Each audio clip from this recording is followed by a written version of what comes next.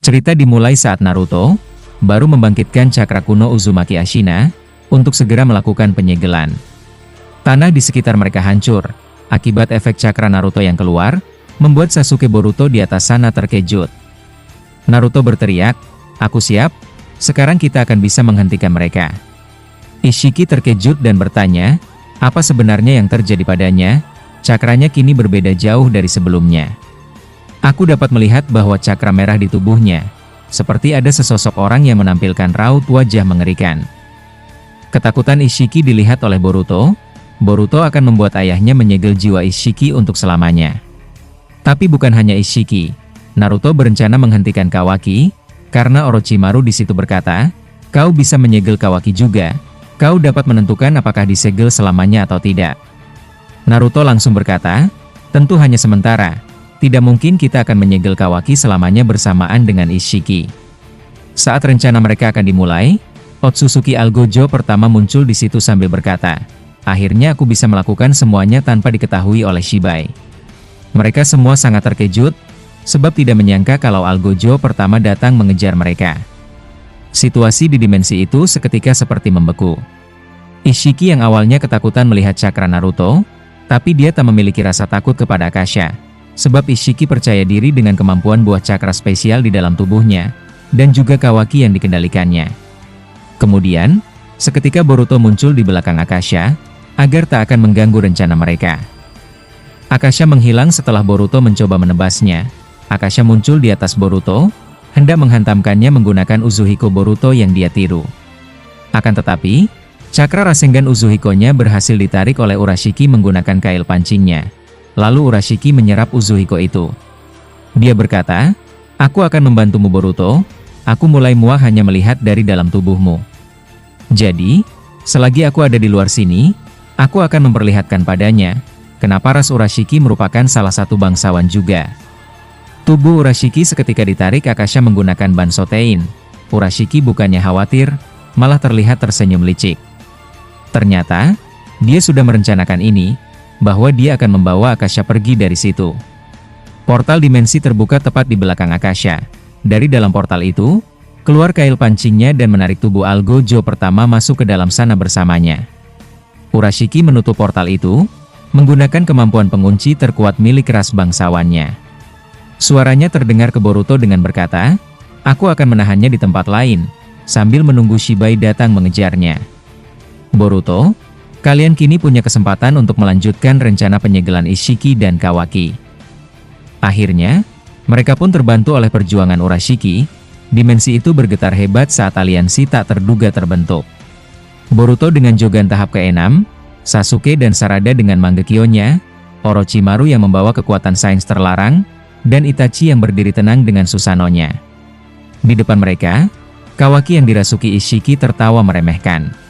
Karena jiwanya benar-benar dikendalikan, dia seketika berkata, "Mataku melihat kelemahan kalian, ini tidak benar-benar membuatku ketakutan." Itachi di situ berkata, dia benar-benar telah dikendalikan sepenuhnya. "Boruto, Hiraishinmu adalah satu-satunya hal yang bisa kita gunakan mengecoh mereka. Sebab Minato telah tersegel ke dalam jiwa dewa kematian Shinigami." Boruto berkata, "Ya, tapi aku punya rencana lain paman. Jadi kita gunakan dulu rencana ini dan aku harap kita bisa segera menyegel mereka dengan cepat." Itachi bertanya, "Apa yang akan kau lakukan?" Setelah bertanya seperti itu, mereka melihat Boruto mengeluarkan buah cakra Shibai dari sakunya dan berkata, "Aku akan memakan sedikit buah ini digunakan untuk memperkuat tebasan pedang dan joganku." Seketika itu, Kawaki melayang dan menyerang lebih dulu. Ratusan kubus besar yang diselingi ribuan besi hitam meluncur ke arah mereka. Di ujung ribuan besi tersebut, ada energi cakra merah Kawaki. Boruto langsung menebas udara sebanyak 3 kali. Ratusan hingga ribuan efek pedang jogannya itu terlihat seperti perisai, untuk menghadang kubus dan besi hitam Kawaki. Dan Kawaki di atas sana berkata, "Kemampuan pedangnya itu memang merepotkan, efek sabetannya benar-benar luar biasa." Mereka semua tak perlu menghindari itu, sebab seluruh kubus Kawaki tadi langsung hancur, beserta hampir keseluruhan ribuan kunai Kawaki tersebut. Puluhan besi itu terlempar ke beberapa arah, tanah di situ seketika meledak, akibat energi cakra merah milik Kawaki di ujung besinya. Tiba-tiba tempat itu penuh dengan efek ledakan tersebut, King Itachi menutupi tubuh mereka menggunakan cermin Yata miliknya, agar beberapa besi itu tidak terlempar ke arah mereka. Namun, Boruto sudah menghilang dari dekat mereka. Boruto melesat ke arah Kawaki, menggunakan efek tebasan pedang Jogan tahap ke-6. Ini bukan tebasan biasa berkat buah cakra Shibai tersebut. Setiap ayunan pedang Boruto membelah ruang dimensi, menciptakan celah hitam yang menghisap cakra di sekitarnya. Kawaki mencoba menangkis, tapi tebasan Boruto menciptakan gelombang kejut transparan, yang memotong aliran karma di tangan Kawaki. Ishiki yang tak jauh dari mereka, membentuk segel tangan untuk mengaktifkan sesuatu demi Kawaki. Kawaki pun terselamatkan, tiba-tiba ada 6 kubus kecil muncul mengelilingi tubuh Kawaki. Itu membuat tubuh Kawaki terlindungi dengan baik. Tapi kaki kanannya terpotong, Kawaki mengalami kesakitan dan di sini Boruto berkata, "Maaf Kawaki karena aku terpaksa melakukan itu." Nah meskipun Kawaki bisa mengaktifkan regenerasi, tapi regenerasinya membutuhkan energi yang banyak sekali pakai. Kakinya tersambung kembali, bayarannya bahwa cakra Ishiki berkurang 10%. Ishiki terpaksa menambah cakra di tubuh Kawaki. Seketika ada petir hebat muncul di atasnya, itu adalah jutsu Kirin milik Uchiha Sasuke. Ishiki langsung masuk ke dalam portal, tapi Sasuke terlambat, karena cakra buah spesial itu berhasil ditransfer Ishiki ke tubuh Kawaki. Kawaki kemudian berteriak, sambil tubuhnya dikelilingi oleh aura energi hitam yang membara. Kawaki langsung mengecilkan dirinya, muncul kembali di depan Boruto dan menyerang Boruto dengan brutal. Kekuatan karma Kawaki yang sudah diperkuat buah cakra spesial, kini bergabung dengan teknik tempur tingkat tinggi milik Ishiki. Boruto terdesak hebat, dia harus bertahan dari serangan jarak dekat Kawaki. Di momen ini, sosok misterius leluhur Momoshiki di dalam tubuh Boruto kembali berbisik, "Boruto, aku paham bahwa kau ingin kemampuan lebih dari Jogan terakhir bagian ke-6, tapi risikonya sangat besar jika kau memunculkan Jogan tahap ke-7. Matamu akan merenggut semuanya. Jika mata tahap ke-7 aktif, waktu akan terus berjalan ke arah aktifnya Jogan tahap ke-8. Di tahap mata ini, masih ada yang ingin aku sampaikan kepadamu, cara-cara agar kau bisa bertahan menggunakannya. Tapi, sekarang bukanlah waktunya, sebab untuk membuatmu siap, ada tempat khusus yang harus kau datangi. Di sanalah kau akan belajar cara mengendalikannya." Momoshiki di situ, mengetahui hal tersebut. Dia memotong percakapan mereka dengan berkata, "Aku pernah mendengar rumor tentang ini, tapi jika Anda yang mengatakannya, berarti itu benar. Tempat seperti apakah itu, dan di mana lokasinya?" Sosok misterius atau leluhur ras Momoshiki itu berkata, tempatnya bersebelahan dengan planet ras Kuzan, itu merupakan pulau rahasia yang dijaga oleh beberapa Otsutsuki yang tak ramah. Mereka akan membunuh siapapun yang muncul di situ. Legenda mengatakan bahwa kemampuan mereka setara Dewa Otsutsuki, tapi mereka tidak pernah cari masalah kecuali seseorang datang ke situ. Boruto pun bertanya, lalu bagaimana Guru Shibai bisa belajar di situ? Dia kan pengguna pertama Jogan ini, pasti ada alasan kenapa dia bisa ke sana dan tak dibunuh. Sosok misterius itu berkata, "Aku belum bisa mengatakan semuanya Boruto. Percakapan kita selesai di sini, gunakan Jogan tahap ke-6 ini. Tapi jika nanti kau telah berhasil belajar di sana, maka kau bisa sampai ke Jogan tahap 8 itu sampai ke 10. Sosok misterius itu lalu menghilang. Dia ternyata pergi ke tubuh Himawari di bumi. Momen ini membuat Boruto benar-benar kepikiran, tapi dia segera kembali beraksi dengan Jogan merah ini. Serangan Kawaki selalu bisa dihindari oleh Boruto. Sambil terus menyerang Kawaki berkata, "Menyerahlah, kau tidak cocok jadi penyelamat bagi mereka." Boruto hanya berdiam, cahaya Jogannya tiba-tiba mematahkan besi hitam Kawaki di tangannya. Boruto bergerak lebih cepat dari cahaya, dia tidak menggunakan pedang, tapi menggunakan telapak tangannya untuk menghantam titik-titik saraf Kawaki, mencoba memutuskan koneksi Ishiki di tubuhnya. Karena Boruto bergerak sangat cepat, dia berhasil menyentuh saraf-saraf tubuh Kawaki. Orochimaru di situ muncul. Orochimaru mengeluarkan ular-ular putih raksasa, yang sudah dimodifikasi dengan sel Hashirama untuk menjerat kaki Kawaki. Sasuke yang sedang menahan Ishiki agar tak membantu Kawaki, seketika berteriak dengan berkata, "Sekaranglah Naruto, lakukan sebelum mereka beradaptasi kembali." Adegan memperlihatkan Naruto di bawah sana. Aura cakranya bukan lagi emas terang, melainkan merah gelap yang pekat. Dia membuka gulungan Uzumaki Ashina, dan melakukan segel tangan yang sangat rumit. Teknik ini berbeda dari rantai penyegelan Kushina yang dikenal sangat kuat. Saat ini aktif, tanah di bawah Naruto berubah jadi genangan tinta hitam, yang membentuk simbol-simbol kuno klan Uzumaki yang menyebar seperti akar pohon. Tinta hitam ini merayap naik ke tubuh Kawaki, yang sedang lemas dan diikat oleh ular Orochimaru. Segel ini bukan sekadar mengikat fisik, tapi menyedot esensi kehidupan penggunanya untuk mengunci target. Naruto berhasil mengunci Kawaki di tahap pertama, yang disebut sebagai segel pelemah, karena Naruto masih ingin menyelamatkan kesadaran Kawaki. Ishiki di depan Sasuke hanya bisa terkejut sambil bertanya, "Apa itu? Kekuatan apa sebenarnya yang digunakan oleh Naruto?" Sasuke menanggapinya, "Apa maksudmu? Apakah kau melihat sesuatu?" Ishiki berkata, "Ya, tampaknya Rinnegan ataupun Mangekyou Sharingan terbarumu tidak bisa melihat sosok misterius di dekat Naruto." Sasuke di situ tidak bisa melihat apa yang dilihat oleh Ishiki di dekat Naruto.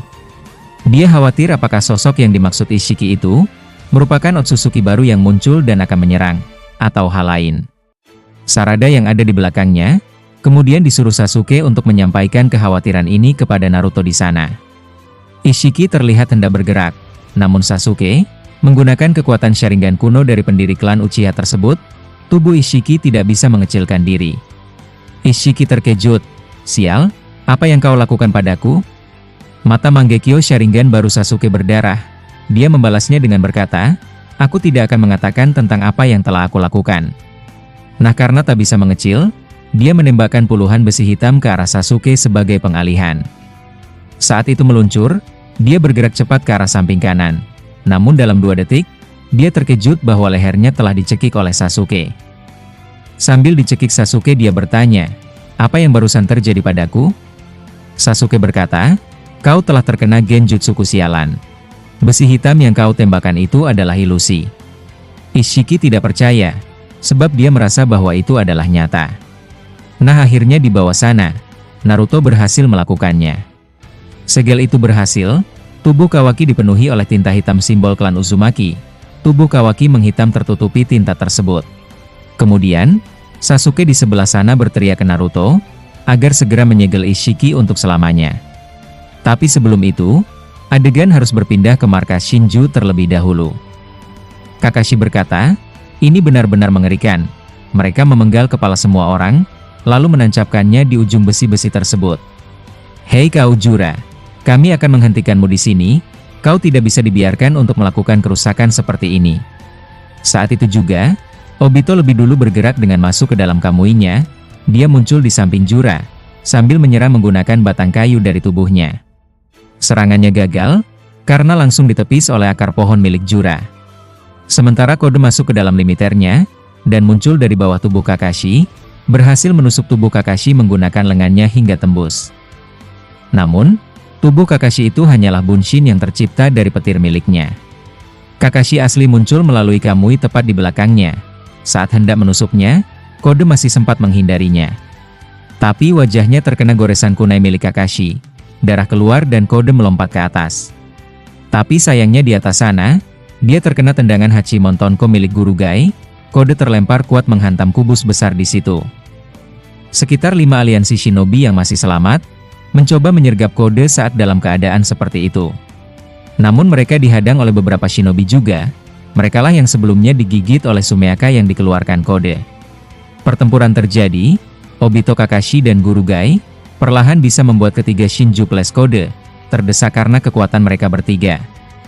Kode muncul di belakang Shinju sejauh 200 meter, sambil memegang perutnya yang berbekas kaki Guru Gai.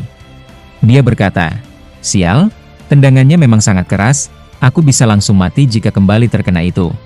Bala bantuan yang cukup merepotkan, kita lihat sampai di mana mereka bisa bertahan." Kemudian adegan beralih ke area desa Konoha di sana.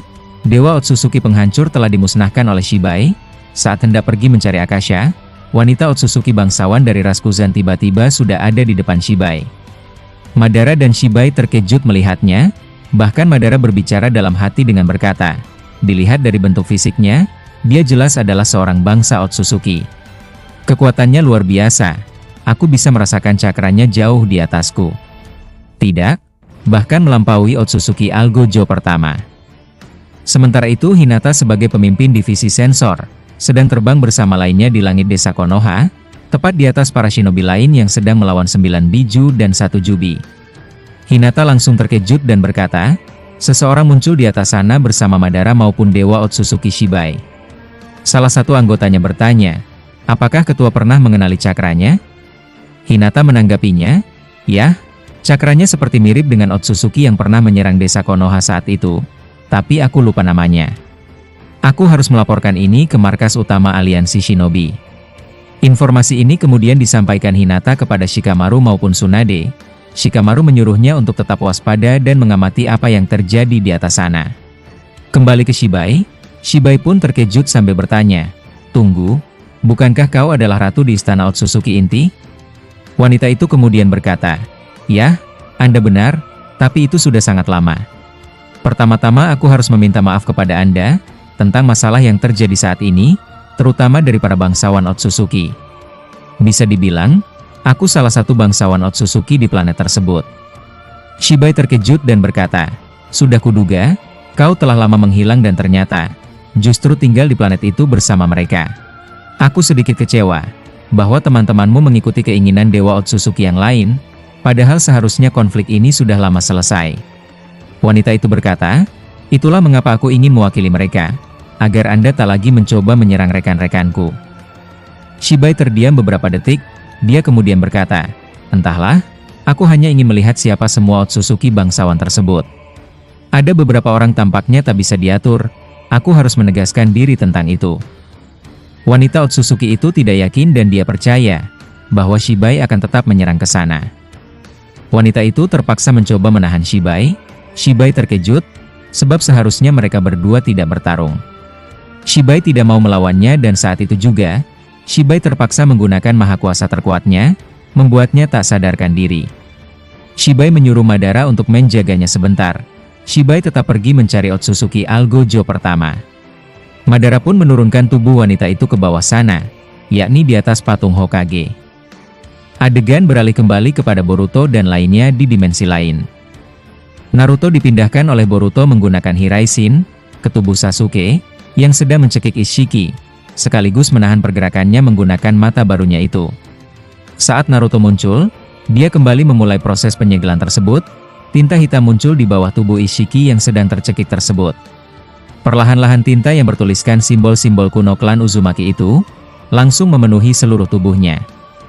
Tapi karena Ishiki akan disegel selamanya, kemampuan itu benar-benar mengganggunya. Wajah Naruto seperti membiru. Mata kanannya tiba-tiba mengeluarkan darah. Dia berteriak kesakitan karena teknik ini mengikis habis cakranya sendiri, untuk jadi bahan bakar utama jutsu segel tersebut. Naruto berkata, ini langkah terakhirnya. Naruto menaruh telapak tangannya di tanah. Seketika sebuah peti mati transparan, yang terbuat dari cakra murni Ashina mulai menelan tubuh Ishiki. Di saat Naruto berjuang di ambang kematian, kesadaran Naruto tiba-tiba ditarik ke ruang gelap. Di sana, berdirilah sosok kakek tua dengan rambut putih panjang, dialah Uzumaki Ashina sang pendiri sekaligus pemimpin klan Uzumaki saat itu. Ashina menatap Naruto dengan sedih sambil berkata, dengar anak muda, kau menggunakan teknik yang membuatku tewas saat itu. Jika kau meneruskannya, kau juga akan tewas saat ini juga. Naruto soh tak kaget mendengarnya, dan bertanya-tanya siapa dia lalu apa maksud ucapannya. Akibat Naruto tidak terlalu mendengarkan, dia memaksakan segel tersebut dan dia awalnya berhasil. Namun saat itu juga, mode Baryon Naruto nonaktif dan tubuhnya ambruk. Sasuke terkejut dan bertanya, apa yang terjadi padamu Naruto? Hei, bangunlah sialan. Seketika petir transparan di tubuh Ishiki menghilang, berubah jadi bentuk segel seperti kawaki di sana. Naruto sadar kembali, dia terdiam. Uzumaki Ashina di dalam tubuhnya telah menyampaikan sesuatu ke Kurama. Kurama berkata, Naruto, Boruto barusan menyelamatkan nyawamu, dengan membatalkan jutsu penyegelan puncak pada Ishiki. Naruto kaget, dia menoleh ke Boruto. Boruto menangis sambil menatap tubuh ayahnya, menggunakan Jogan tahap terakhir bagian ke-7. Ya, Jogan putih itu terpaksa dia gunakan, meskipun resikonya sangatlah besar. Kemudian setelah momen tersebut, adegan ternyata tiba-tiba harus berakhir di sini dulu guys. Mungkin itulah informasi kali ini yang dapat admin sampaikan kepada kalian semua. Jangan lupa tonton video sebelumnya, agar kalian mengetahui alur ceritanya. Jika kalian suka dengan pembahasan admin, jangan lupa like, komen dan subscribe, serta berlangganan agar tak ketinggalan video terbaru. Sampai jumpa di video selanjutnya dan salam Shinobi.